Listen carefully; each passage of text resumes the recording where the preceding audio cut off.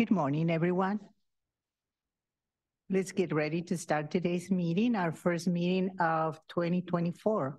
Before the meeting begins, I will allow our interpreter, Diana, to introduce herself. Announcement from interpreter. To use the interpretation feature, please scroll to the bottom of the Zoom screen where the meeting controls are. Click on the interpretation icon, which is the world, and select English as your language. If you are joining through the Zoom mobile app, cell phone, tablet, etc., please press the ellipsis, then interpretation, and then choose your language. Finally, click on mute original audio to not hear the original Spanish low in the background. Headsets are available for interpretation. If you are in the meeting room, please check out a headset from the receptionist in the lobby. Aviso por parte del intérprete. Para hacer uso del servicio de interpretación, favor de desplazarse a la parte inferior de la pantalla de Zoom, donde aparecen los controles. Haga clic en el icono de interpretación, globo terráqueo, y seleccione Spanish, español. Si está utilizando la aplicación móvil de Zoom, celular, tableta, etc., presione los puntos suspensivos, luego interpretación y luego el idioma. Si no desea escuchar el audio original en inglés en el fondo, por favor seleccione Mute Original Audio, silenciar audio original. Contamos con auriculares disponibles para el servicio de interpretación. Si se encuentra en la sala de reunión, favor de pedir auriculares con la recepcionista en el vestíbulo.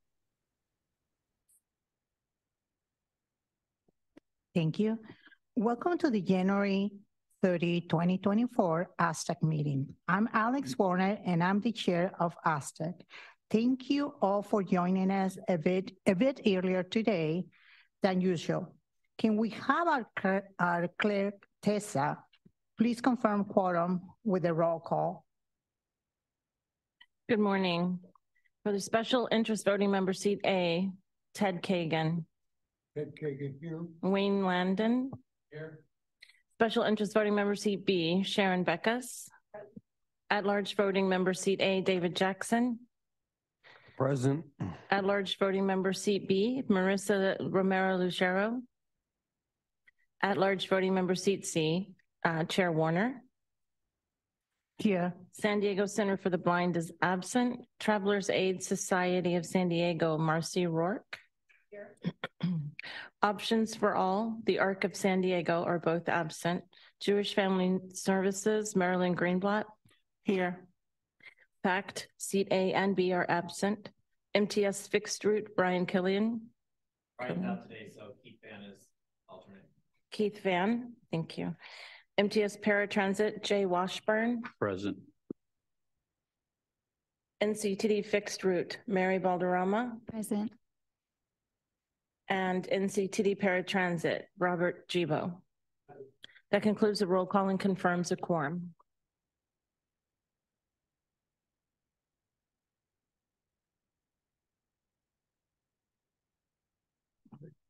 I will quickly review the meeting process for both the working group members as well as members of the public who wish to participate. For members, when you would like to speak, please raise your hand and we'll call you by your name. The public may also provide live or virtual comments during today's meeting. If you are in the room and would like to provide comments on an item, please submit a speaker slip to the clerk. This can be found at the back of the room. If you are joining us via Zoom, please use the raise hand function on Zoom. You will be called on by your name or last 4 digits of your phone number. The clerk will call in-person comments first, followed by those online. Do any members of the working group have any questions before we continue? No questions, thank you. Seeing none, let's begin with our agenda items. I will note that we will postpone item 4 for today's. Our presenter was not able to make it to this meeting, so we have rescheduled that item for our next meeting. For now, we'll start with item 1, which includes public comments, member comments, and a staff update. Are there any non-agenda public comments? Thank you. There are no non-agenda public comments. Thank you, Tessa. Do any members have comments not related to today's agenda items?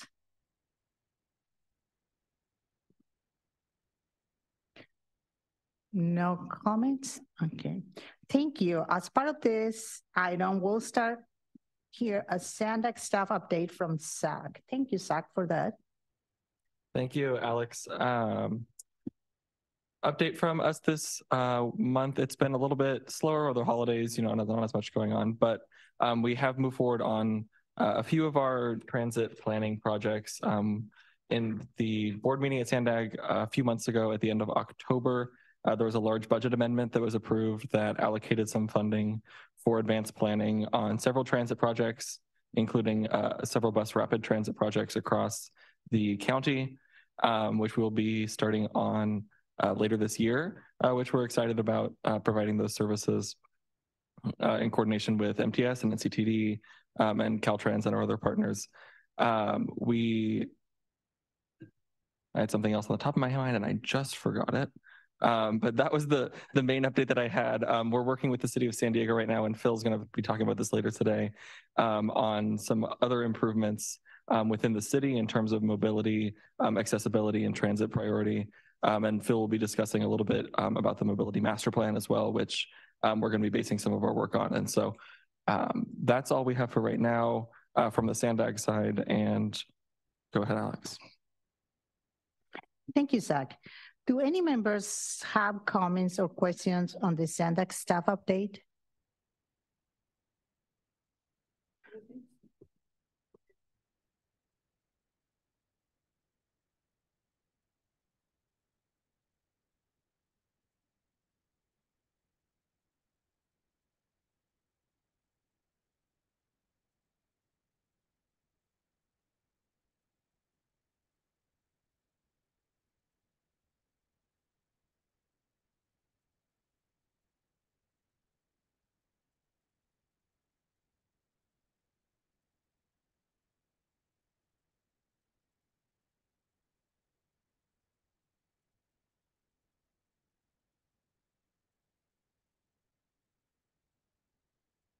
Yeah. And I'm just going to state for the record that Clyde Kohler is now present. Thank you for coming, Clyde. Do any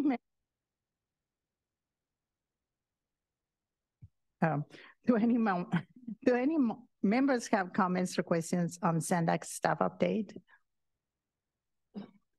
No comments. Okay, thank you again. Seeing no further comments, we will continue to the next item, which is our consent agenda.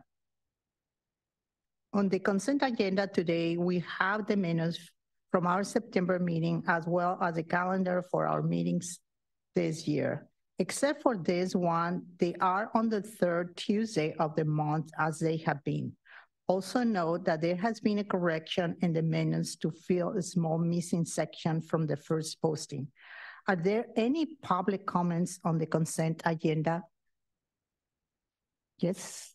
Thank you. There are no public comments on the consent agenda. Yeah, I have a question about the minutes. Are we on that topic yet?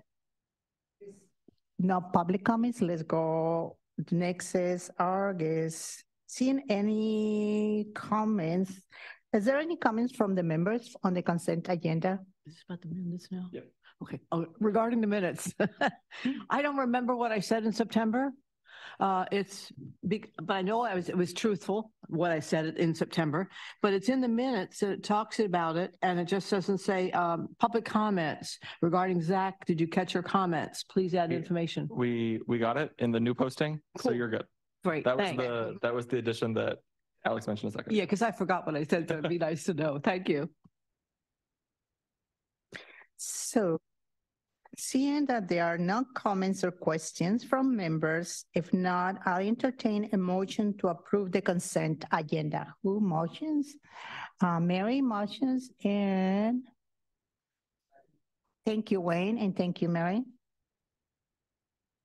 So we have Mary Valderrama motion and second by Dwayne. London. Will the see. I'm playing with this button again. Will the clerk please call the roll?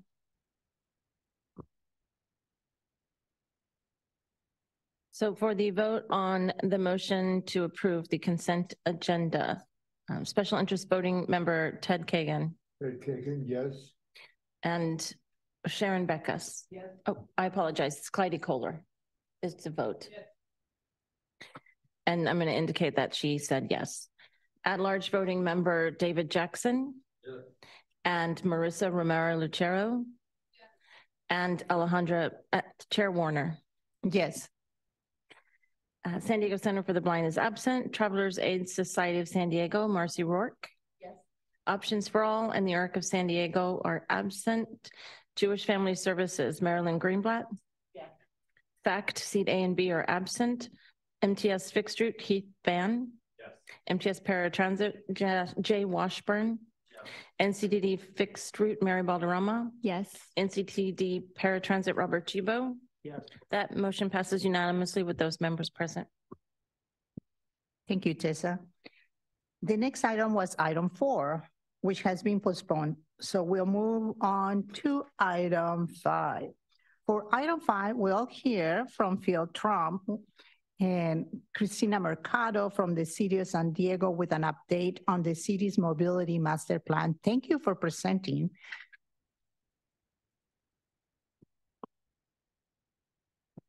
All right, good morning, everyone. Thanks for having us on the agenda today. We really appreciate it. So as your chair mentioned, I'm Phil Trump, program manager with the City of San Diego. So I oversee the long-range mobility planning with the city, and our project manager on this project, and a project manager on a couple other efforts as well, as we'll share, is Christine Mercado. So she's senior engineer with our long-range planning team.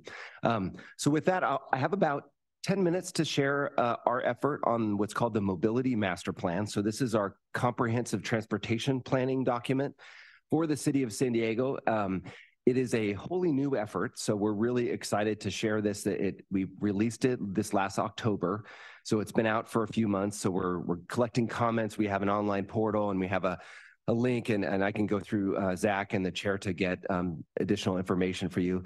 But what we will be highlighting today is kind of an overview of that plan, and really kind of keying into some of the STAC considerations. So this group is very interesting in the work that it does with SANDAG in terms of supporting the regional plan and transit and all that work. And then in addition to the coordinated plan, as you know, I mean, this group really started 20 years ago, the Coordinated Public Transit and Human Services Transportation Plan, which is an ongoing effort. In some ways, this plan sort of encapsulates all of that type of work, long-range mobility and social services planning, all in one city document. So just trying to make a couple connections here before we get rocking and rolling. So, okay, with that, I think I have, do I have a clicker for this one? Okay, I know it was a PDF, so last time, thanks. Okay, great, all right. I think that's the problem with this one because it was a PDF. Is that the big green? There's 2 greens. Sorry. I'm not lying. There's a little green. There we go. That's just me seeing the small details, I think. Okay, so this, as I mentioned, to kick it off, this is kind of an overview slide. This is the city's comprehensive mobility plan. This effort is primarily centered around looking at a balance with equity, sustainability, and safety, with a kind of bringing in as a hub all the mobility planning that's taken place before it. So this first plan, very similar to the regional plan that SANDAG does. We plan to do this every 4 years on a regular basis. But our first effort is really looking at areas with the most immediate needs, the greatest needs. This work promotes Vision Zero, our safety initiatives, as well as advancing the goals of the Climate Action Plan, which is net zero carbon emissions by the year 2035. So actually that was adopted this 2 falls ago, so fall of 2022. And as an action item in that climate action plan was to create a mobility master plan. So that's where the nexus is of that. On the right side, we have the step down approach, what's in the plan. If you got a chance to look at it, really what we're kind of doing is a little primer on the plan. So hopefully you have a chance to thumb through it and provide your feedback and comments. And we're here for those comments and questions today too. It starts with the focus goals coming from our general plan, moving through mobility programs, which is very, as you all know, it's not just about capital infrastructure, right? Programs that can help connect to capital mobility investments are just as important, if not sometimes more important. It also includes this prioritized list of capital infrastructure projects, a framework to implement mobility solutions in the city of San Diego, and to monitor this over time. So that's kind of the nuts and bolts of the plan. We're in good company with this type of work. It is the first of its kind for the city of San Diego. We know that SANDAG's been doing these regional long-range plans since the 70s, but other medium and large-sized cities have been doing this work to capture the benefits of consolidated mobility thinking, and also, you know, effectively priming their cities for more grant funding as they sort of share their comprehensive transportation vision. So we have several in the state of California. Even Carlsbad locally has a mobility master plan. But what we've been able to do is look at these plans and bring best practices from those efforts into the city's work. So this is a bit of a Venn diagram of everything that's happening at the city. Typically, efforts like what in the top bubbles happen irregularly. I would say Blueprint SD, that's a general plan, the land use plan. Those types of things only happen every 20 years. So we're pretty lucky to have new land use thinking collectively with this mobility thinking alongside climate action plan, update and implementation solutions. And then flanking the mobility master plan are a complete streets policy that our council adopted this last December. And then we're also working on a street design manual, which is like kind of guidance on the technical features of what makes complete streets and what provides ultimately mobility solutions across our entire roadway network and all of our infrastructure. This is kind of that hub and spoke graphic, if I kind of alluded to this, right? This is consolidated mobility thinking, bringing together peer agency work like SANDAG's work, the coordinated plan, also Caltrans work, other adjacent cities. But we're looking at our own sort of infrastructure as well too, our corridor studies. Alex and her team at the city will be moving forward our ADA transition plan work. So that's kind of embedded in these other studies, and you'll hear more about that in the coming months and years here. Other community plans roll into this work too. The city of San Diego is about 1.4 million people, so 52 community planning areas.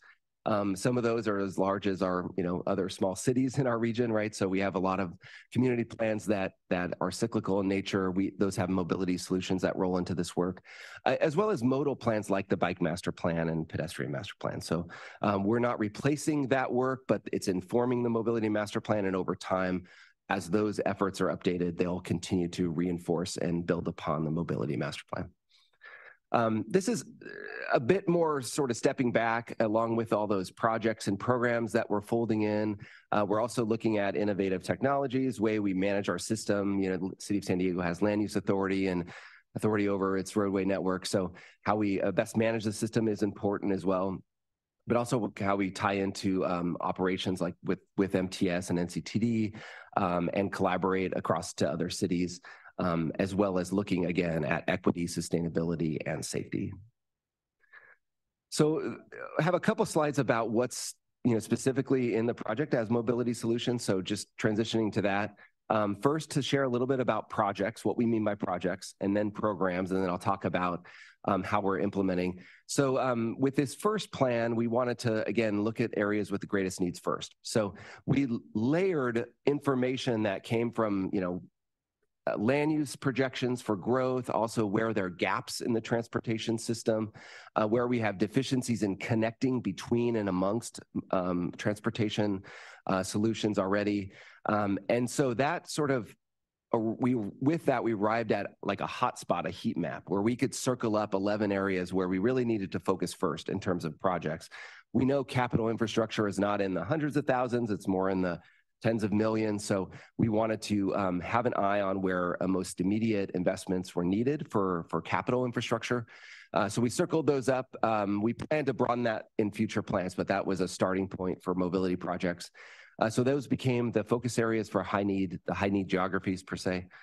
We applied evaluation criteria to understand the projects that fit in those geographies from existing planning works like the community plan, and rank those projects. So that's where we have a project list in our Appendix B of the Mobility Master Plan, very much like the Appendix A of the regional plan.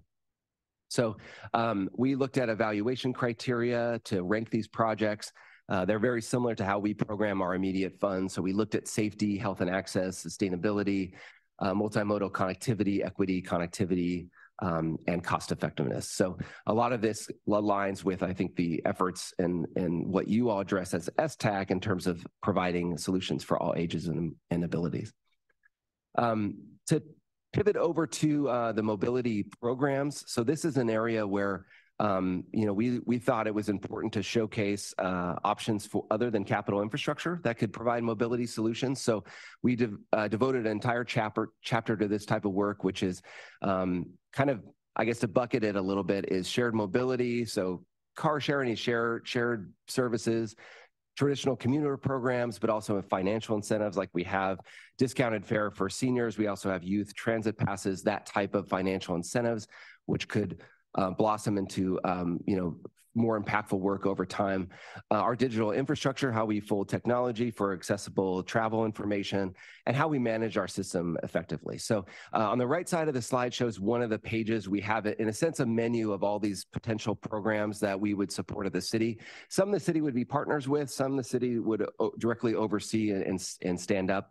But we wanted to make sure it was we could explain what we meant by programs in terms of this array of solutions and what it took to stand something like this up, what it would take over time, and who would be supporting those initiatives. So if you're interested in mobility programs at the city, that's a whole chapter where you can thumb through pages just like what you see on the right side there.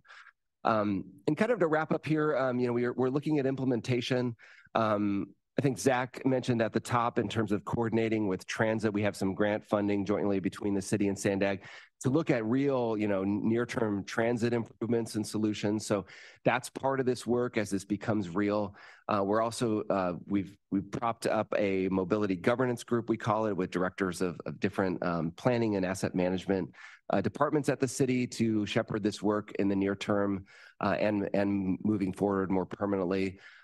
Looking at having more resources for the public to share and understand this information with data viewers. But long-term, we want to facilitate the implementation of more programs and integration with our capital infrastructure, right? So as we think comprehensively, we're looking at things differently. We're looking at different solutions and more cost-effective and efficient and services really that promote access by all ages and abilities. So that's hopefully what you'll see when you're looking at the implementation chapter of the plan. We will be monitoring our performance over time. So as I said, we're looking at safety, equity, and sustainability. So we have performance metrics that look at all those things, and we'll be tracking this in tandem with future developments of the plan. So we think we'll put out a performance report every 4 years or so.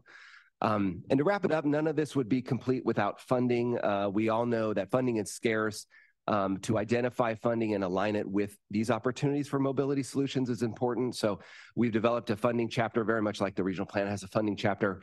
And one of our actions is to commit to a funding strategy that goes beyond our budget projections. So beyond the sort of 5-year window currently the city looks at into the future as we look at the needs for additional resources for mobility solutions. So with that, just to underscore, this plan is out for public review. Again, we got it out in October. That's the link, and we could share it through Zach and through your chair. We'll be doing some community outreach. So we have a flyer about to be released for outreach late February through March.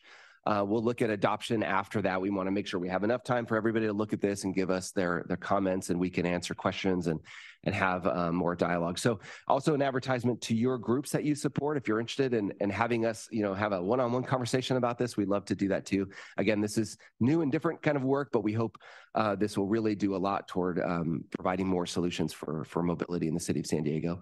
Again, and we are committing to an update process too over time so that none of this work gets stale. So with that, hand it back to the chair again. Christine Mercado, our project manager on this work, is here for any questions and comments too, and love to hear what you think, and are here as a resource. So thanks for having us. Thank you, Phil, for your presentation. Are there any public comments on these items or questions? Thank you, Chair. There are no public comments. Thank you. Are there any member comments or questions on this item? Please raise your hand at this time. Yes. Hi, this is Sharon Beckus. I have a question. You mentioned Carlsbad has had something in place since 2020? Yeah, I think, is that right? I think it was 2019, 2020, theirs came out? They released a draft in 2020 of like what they called the Sustainability Mobility Plan. And has it been successful? What issues have they found? And are you tying that into your project?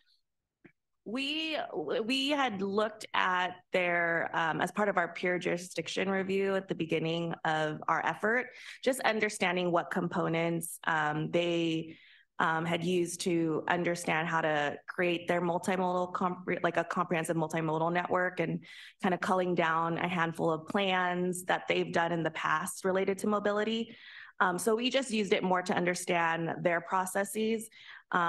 We also looked at other cities as well, just to understand kind of their best practices and kind of figure out what would best suit or guide kind of our framework. So, and was there feedback given that you could have modified your plans based on their results of implementation of their plans?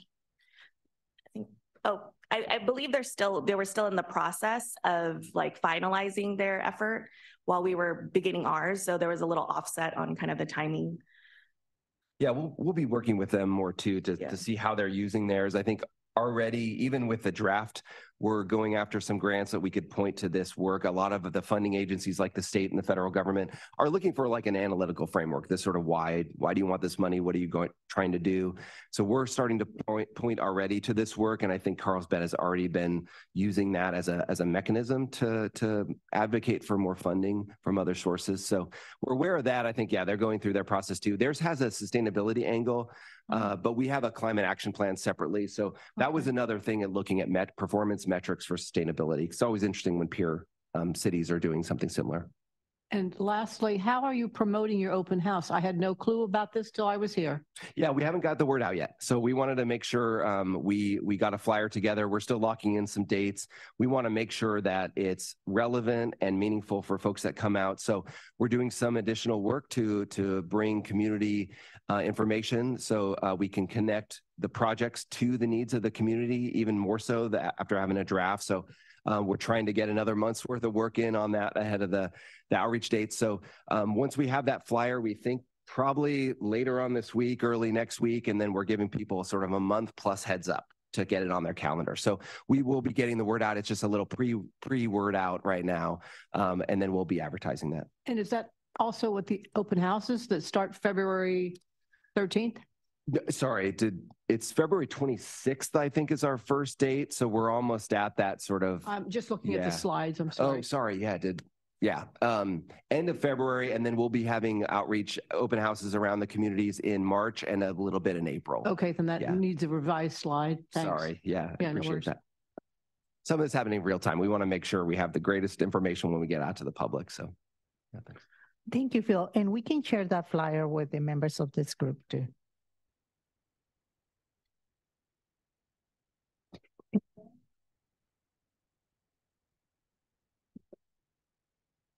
Do I have permission? Okay. If I read correctly, pertaining to charging stations for electric vehicles, SANDAG's in charge of where to place them, or Because I know the car makers aren't, I guess, but SANDAG is in charge of. Yeah, great question, David. I know there's electric vehicle strategies. Part of this work is identifying the need for charging locations both for vehicles and for micromobility or e-bikes. So we've kind of broadened it in that way.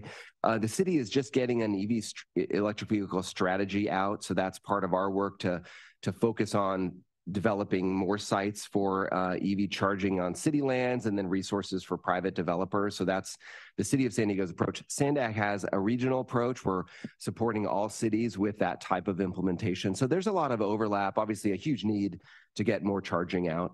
Okay, and there's also maintenance. It's been in Ocean Beach by the lifeguard tower. There's at least 2 stations there that have been, I don't know, vandalized. I don't know, but they're no longer functional.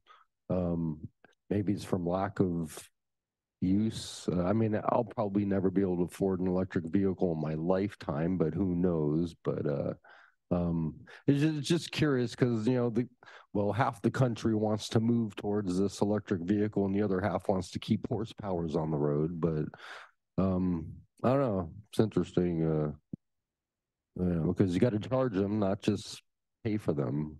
Right, and that points to a real big need to operate and maintain. And apparently there's not a lot around from what I'm reading that, you know, yeah, we got all these vehicles coming out, but where do you charge them? Right. Right, and even kind of getting to the equity side of it too, as more electric vehicles are resold, that's a cheaper price point, but often with declining batteries. So there's a need for more and greater sort of in-network, intra-community charging, right? So yeah, certainly points to a need on a lot of different levels for it. But I think in terms of the private sector having charging, you're right, a lot of those have gone out of service. There's not as much reliability as a user of a vehicle where they're going to find charging. So yeah, I think the city's plural, right? But the City of San Diego can do more. And we have a whole energy division devoted to that now, which is a fairly new effort for us. So right on. Okay. Thank you. Yeah. Thanks for the question, David. Any other comments from the members? Okay. Thank you so much. Seeing no further comments, we can move to the next item. And thank you so much, Phil and Christine, for coming to present to this group. Yeah, thanks for having us. For item C6, we will hear from Emily Das and Lizzie Havey, regional planners at SANDAG, with an update on the Blue Line Transit-Oriented Development Study. Thank you. Hi, everyone. Thank you for having us today. My name is Lizzie Havey. I'm a regional planner on the Sustainable Communities team. My name is Emily Das. I'm a regional planner on SANDAG's mobility team. Today, we're going to talk a little bit about our Blue Line or Transit-Oriented Development Study. We'll talk a little bit about what are some of the goals. We'll go into the 2 different sites that we're looking at, review the tasks, and then leave some time for discussion and any questions and answers. The Blue Line Transit-Oriented Development Study, or Blue Line TOD study, will identify opportunities for encouraging and creating TOD at and near 2 Blue Line trolley stations in 2 South Bay San Diego communities. We're going to be looking at the San Ysidro station as well as the Palomar station located in the city of Chula Vista. The study will assess land use, transportation, and market conditions to inform strategies for TOD implementation that highlight opportunities for potential development, community integration, and mobility improvements. The study will advance regional planning goals and support ongoing parallel efforts in the corridor. So why are we doing this study? What are some of the project goals, objectives, and overall themes? Going to go back a slide. So as part of SANDAG's 5 big moves, we understand mobility hub areas to be centers of activity and growth, not only provide mobility options, but foster placemaking strategies where people can live, play, and grow comfortably. This furthers our 2021 regional plan implementation action item to partner with local jurisdictions and develop resources for mobility hub implementation. We also see this as a potential for a TOD case study in the region. Additionally, we want to advance and align our study with various SANDAG projects and plans. So some similar efforts happening is We see this study as a crucial piece to the future improvements in infrastructure at the San Ysidro Transit Center, and we want to work with stakeholders closely and reimagine this area as a hub. We also are going to be aligning with the South County Rapid Transit Study. Although the study hasn't kicked off yet, the study is looking to understand how to improve travel times from the international border to downtown. The study is looking at multiple opportunities such as a rapid bus line, express service on the Blue Line, and potential connection to the coaster to serve the border and to potentially integrate with the Purple Line. The Purple Line conceptual study is currently underway, and that's looking to connect South County to the region's largest activity centers. Lastly, we see a lot of movement happening at Palomar Transit Center, again, located in the city of Chula Vista. SANDAG was recently awarded over $20 million through design and environmental for a grade separation at the Palomar trolley station that will enhance safety for all accessing the area. Additionally, SANDAG is planning a rapid bus route 625 from Palomar Station, passing through Chula Vista National City to the SDSU campus. With these various upcoming infrastructure investments, we want to ensure we're also planning for TOD equitably. I'll pass this to Emily to talk a little bit more about the sites. All right, so would you mind passing me the clicker? Sorry, thanks. So the Palomar and San Ysidro sites are very unique and different from one another, which serves a purpose in which type of TOD recommendations will be made in the final reporting. We are wrapping up the existing conditions analysis for both of these sites, which includes a data viewer with a supplemental existing conditions technical memo, and which calls out notable statistics and a land use policy summary. I will touch on some of the findings later into this presentation. So the Palomar station, just west of the station, Interstate 5 runs north-south, causing an access barrier for pedestrians and cyclists. A large commercial center lies just east and northeast of the station, which provides ample amenities to community residents and transit passengers. This area sees a high volume of pedestrian and auto traffic on the daily. It is reported in our existing conditions findings that 6% of the households within these census tracts do not have access to a car. SANDAG has estimated that children ages 0 to 17 comprise 25% of the population, adults 18 to 64 comprise 61%, and seniors 65 and above comprise 14% within the Palomar study area. It is also estimated that 9.2% of the residents are people with disabilities. It will be important to identify opportunities for TOD that are accessible to people with disabilities and ensure that they are able to easily access transit, including safe road crossings and wide unobstructed sidewalks that are suitable for the volume of foot traffic. The Blue Line trolley sees the highest ridership out of all the trolley lines in San Diego. This chart shows trolley ridership from the January 2023 to May 2023 survey period. Palomar sees the third highest average ridership out of all the Blue Line stations south of downtown.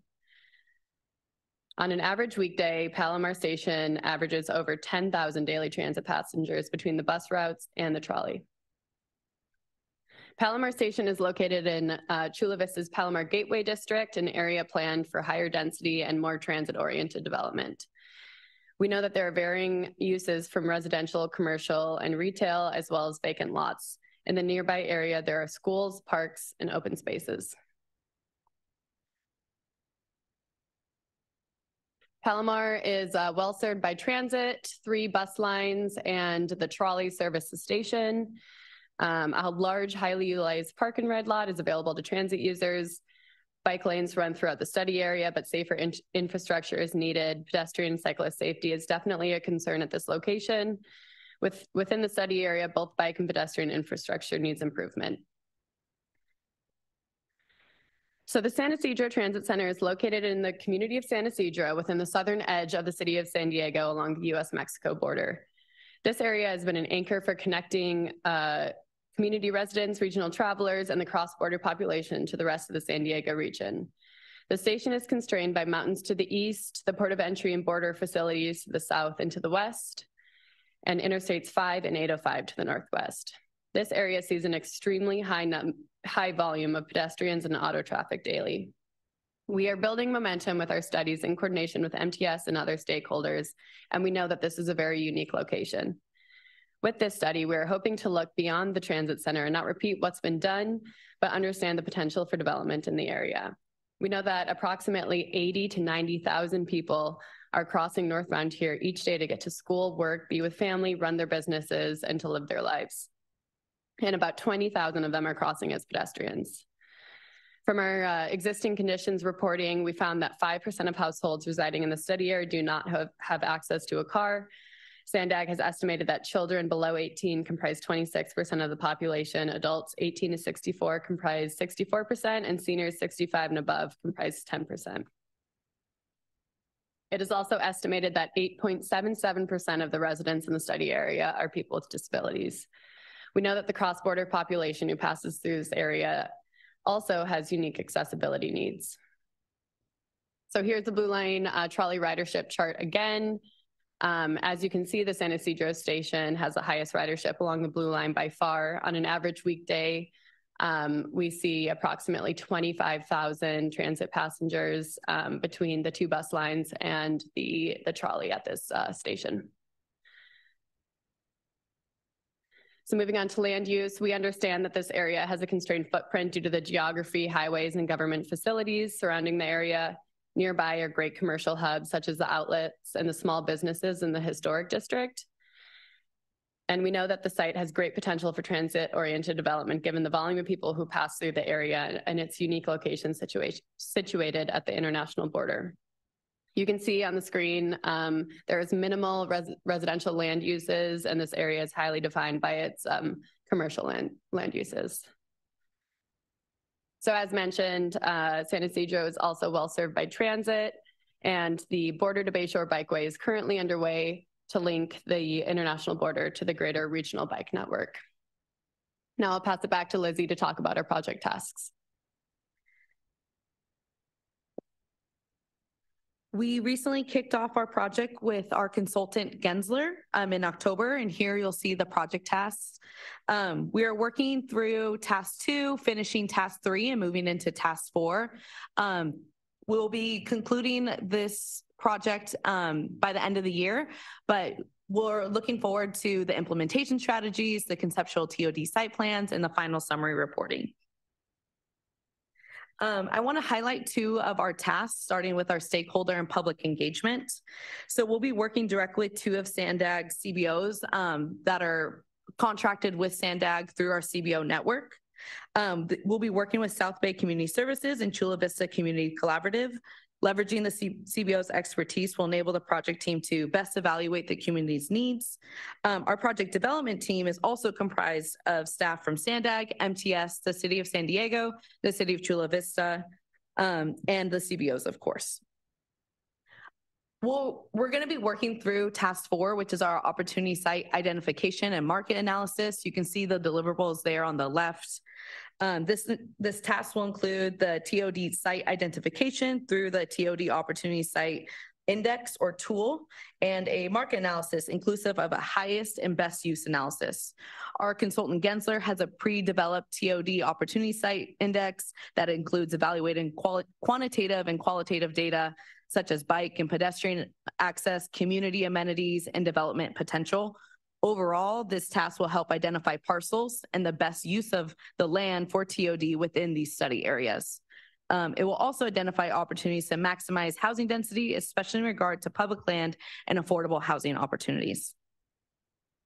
Again, here's a look at the project schedule. We'll be concluding in December of this year and working through tasks 4 through 7.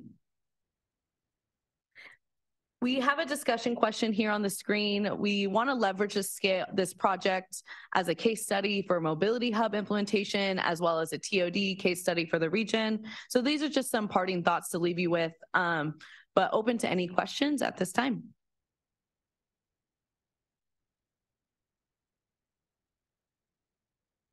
Are there any public comments on this item?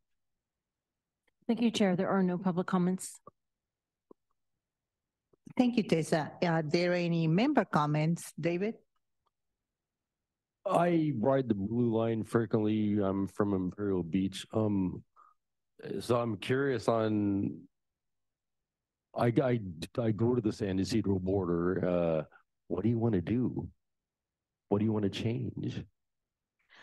I'm curious. Yeah, so the study is looking at land use and mobility improvements. So looking beyond just the immediate transit center, some of the commercial districts, we know like some of the sidewalks are really constrained there. There's a number of safety issues in terms of like the cars Frankly, and I wouldn't want pedestrian. to ride my bicycle down there personally, just me personally, and I do ride a bicycle, but.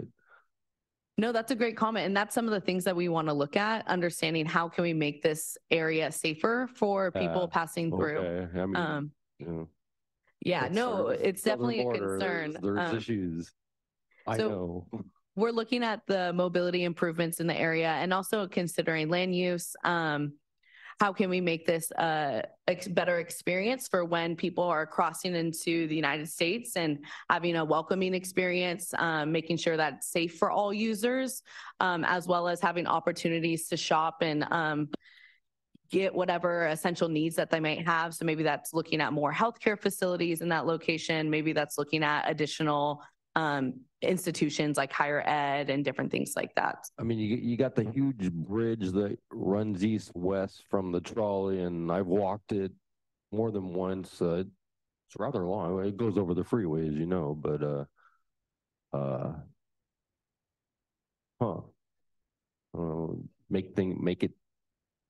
make something that gets you faster over the bridge. A little, I don't know. I'm just curious on. Okay, you trying to come up with ideas. I'm sorry. One other thing, the Palomar, are there reports of accidents at the Palomar station? There are. Okay. There's SANDAG recently put out our high injury network. It's part of some of our Vision Zero planning, and looking at that data, there is a high number of accidents right near the Palomar transit station. Okay, I noticed a sketchy crossing between the east side of the station to the other side of the street going north, but see people jaywalk. But anyways, that's their decision. All right, thanks.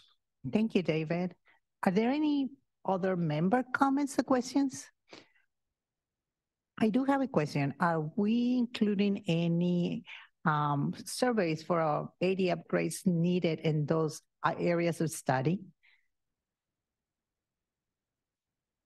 So we are developing a social pinpoint online social engagement tool platform, and it'll include a online mapping tool. Some of you may have seen the regional plan, the 2025 regional plan social pinpoint map, and provided feedback via the comments. And there's other engagement tools, like commenting on other people's posts and, liking or disliking a post. So we are working on developing that, and we'll be distributing it with the help of our contracted CBOs, and providing it to the community groups that we present to, and gathering information that way. And we're happy to share it with this group once it's finalized and out and available to the public. Oh, thank you. I was referring mostly of physical surveys of the existing sidewalks, driveways, curb runs, traffic signals on that area.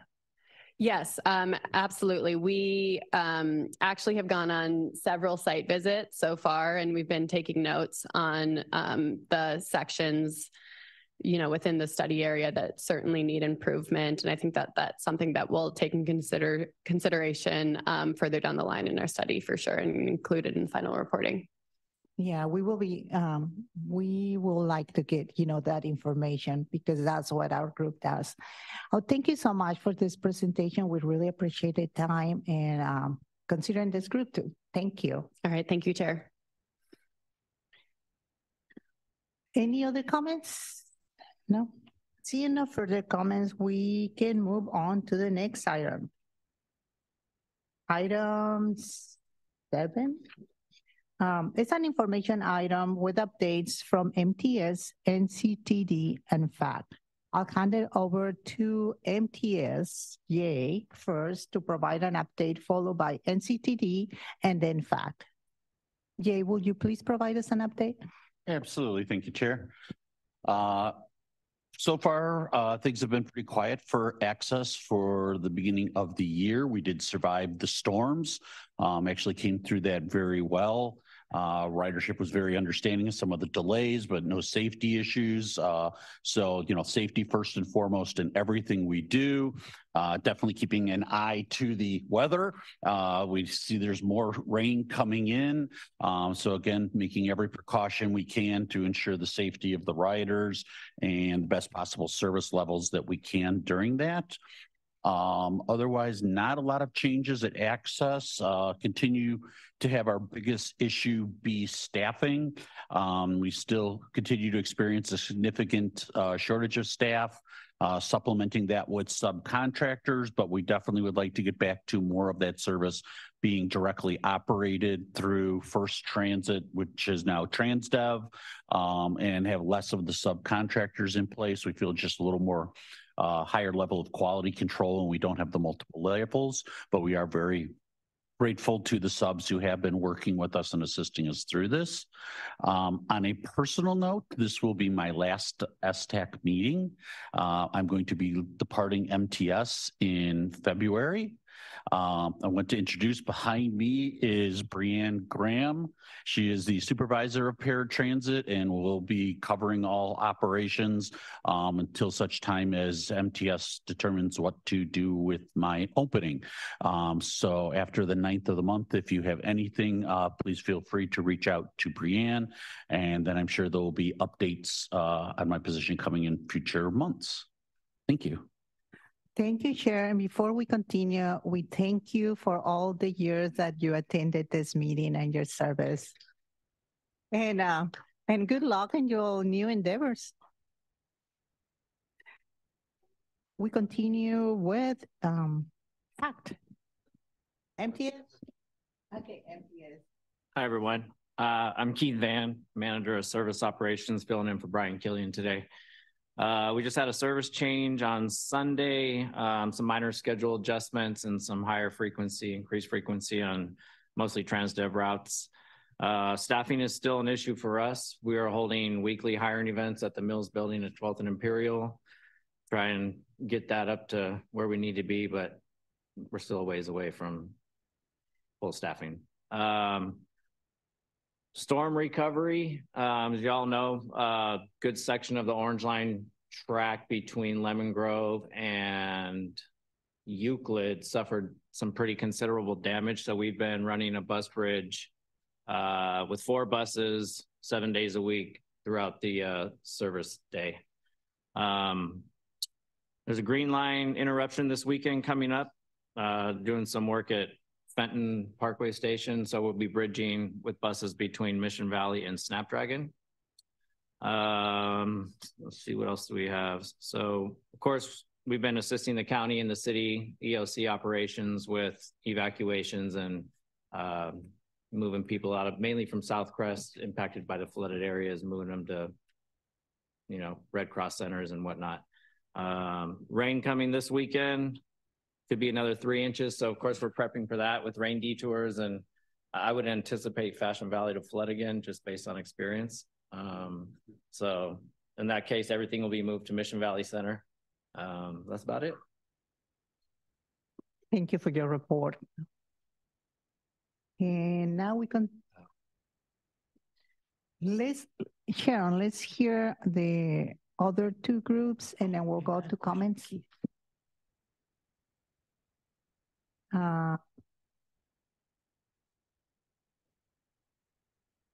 We will continue with Mary Valderrama, NCTD.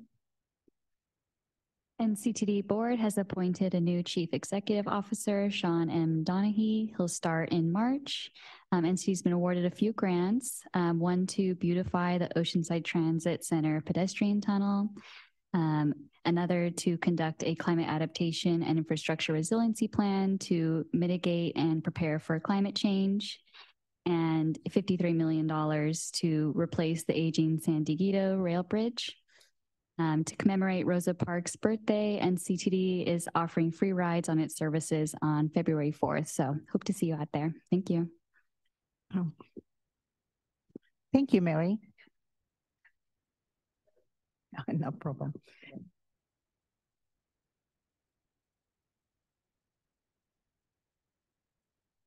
Go on with Robert. Okay. NCTD Lift, for the first time since the end of COVID, we are fully staffed in the paratransit department. Yeah, that's great news. Our ridership is still down 36% from pre-COVID numbers. So we're expecting that to come back sooner than later. The last 5 months, our ridership has increased month over month. So we are seeing an increase in ridership. We have brought 2 additional supplemental service providers on, Soul Transportation and Casa Companion. So now we have 3 supplemental service providers to accommodate all the service that we need to provide. So that's my report. Thank you, Robert, for that report. And we have Pat next. Hi. So for FACT, since the last STAC meeting, we held our annual meeting. I know several of you were there, but it was really successful. We had keynote speaker Sean Elo Rivera give a really touching talk. And we also showed off our second vehicle that we purchased with AFA funds, which is gurney enabled and has capacity for 2 passengers with wheelchairs at a time. So that has added a lot of capacity to our on-demand service. We've also wrapped up our second quarter of operations of Access for All, and we're still awaiting any news on the Cycle 2 application opening. And for that on-demand program as well, our app for the riders, for the on-demand automated booking is now in early testing with a small group of regular riders prior to launch. And as soon as that's ready to go, we're going to be sending out marketing materials and a press release. And that's the update for FACT. Thank you, Sylvia, for the update. Are there any public comments on this item? Thank you, Chair. There are no, yes, I have one hand raised. Todd Lordson, please go ahead. Good morning. Sorry I wasn't there in person. I mistakenly looked at the wrong time. Just a quick question for Robert from Lyft. Has there been a change in the ADA certification process? One of our workers here was a little confused when they were looking on the website, and they thought ADA Ride was doing it, but I think there was a comment that almost made it seem like you had taken the application process in-house. So I was wondering if you could expand on that at all. Thanks. So our eligibility process is contracted out. ADA Ride does do our contract services, but we have automated the application process. You can go to the NCTD website and you can fill out the application online. That application goes directly to NCTD. We implement that or input that information into the Trapeze scheduling software, and then from there the process takes over. So the applications that are mailed in come directly to me. I put that information into the Trapeze software, and then we schedule the trips to go out to the eligibility process. So ADA Ride really has nothing to do with the applications anymore. It's all done internally, and it's all managed through NCTD. So ADA Ride just does the 100% in-person functional assessments, but paperwork-wise, everything, we've taken that in-house to try to manage it and streamline the process. Any other public comments? Thanks, Robert. Nope, that concludes the public comments. Seeing no further public comments, are there any comments or questions from the members? Mary, you had your hand up. This is Sharon. Jay, thanks for what you've done over the years, so thank you. And the person who's replacing you, I'm sorry I didn't write your name down, but how will we get in contact with her if we needed to? will that be sent out through an email or how will we get a hold of her? Yeah, I can send out her information to the group if that's okay. Yeah. Great, thank you. And then the other question would be for, see, that's the problem with waiting for me. We'll It give just you like more time to slips think my about it, mind. Karen. Oh, I know, it's for Keith. I saw you moving, that's what helped me. You mentioned a change on Sunday. You didn't say what route that was. So we had a shakeup. So let me just go through it. There were 8 routes that had some schedule adjustments and service changes and 2 routing changes. So the 215 has increased frequency. Okay. Schedule adjustments on the 227, a routing adjustment on the 894, discontinued trippers for the San Ysidro High School in 905. So the 955, 962, 964, and the 992 have increased frequency. And I could easily find that on the website, correct? Yes. Yeah, thank you for that. That was it. Any other comments from the members?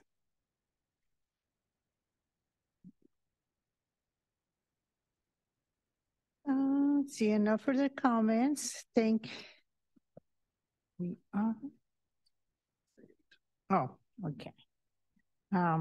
Is it item A? It's a discussion item regarding unmet transit needs. SAC will provide a brief update, and then we can entertain discussion from members and the public. Thank you, Chair. We've been doing this for the past several months now, but as part of our efforts to more effectively understand the region's unmet transit needs, we're going to continue taking comments regarding unmet needs at each STAC meeting. So during this item, we can take comments from working group members and from the public, if there are any, on any additional unmet needs that we can record to be addressed and incorporate into the coordinated plan and our other efforts. So staff will work to direct comments to the appropriate contacts at whichever agency is the best fit for response and or action. So I'll go back to you. Sure. Any?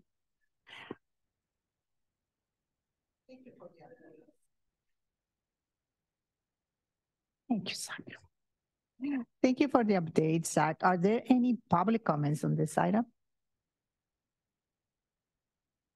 There are no public comments. Are there any comments from the members? Okay, let's start. I'll get Mary. Thanks, Zach. One thing I'd be interested is SANDAG exploring a low-income opportunity pass, similar to the youth opportunity pass. And then also my plug for ADA bus stops, collaboration with the cities. Thank you. Thank you, Mary. Sharon? The electronic signage seems to be consistently an issue where it's never accurate. So I am so sorry that I really like paper, but paper schedules at certain key points would be so useful to look at when the electronic signage is wrong. I was just at Old Town this morning transferring to come down here, and it was telling me the blue line's coming in 1 minute, and of course the green line showed up. So it's never accurate, and it was said 1 minute. So if I had a paper schedule, if we had paper schedules in more locations, especially UTC and other areas, it just is helpful. So thank you. Thank you, Sharon, for your comments. Any other member comments?